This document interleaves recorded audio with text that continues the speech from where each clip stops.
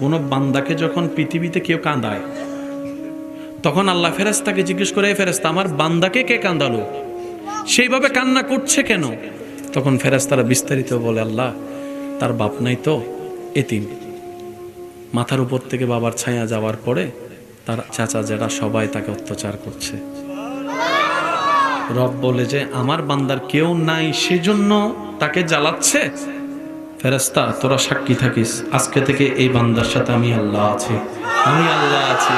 সেজন্য আপনারা আজীবন শুনেছেন মজলুমের দোয়া কবুল কেন কবুল হয় জানেন? মজলুমকে যখন পৃথিবীর জালেমরা জুলুম করে অন্তর ভেঙে দেয়, তার আশেপাশে কেউ থাকে না, রব বলে যে বান্দা আমি আছি তোর সাথে, আমি আছি তোর সাথে, আমি আছি তোর সাথে।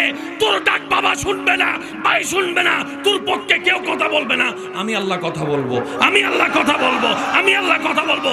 এদিকে বান্দার চোখের পানি পড়ে, মজলুমের অন্তর থেকে আবের হয়, সেটা আল্লাহর দরবারে পৌঁছে যায়।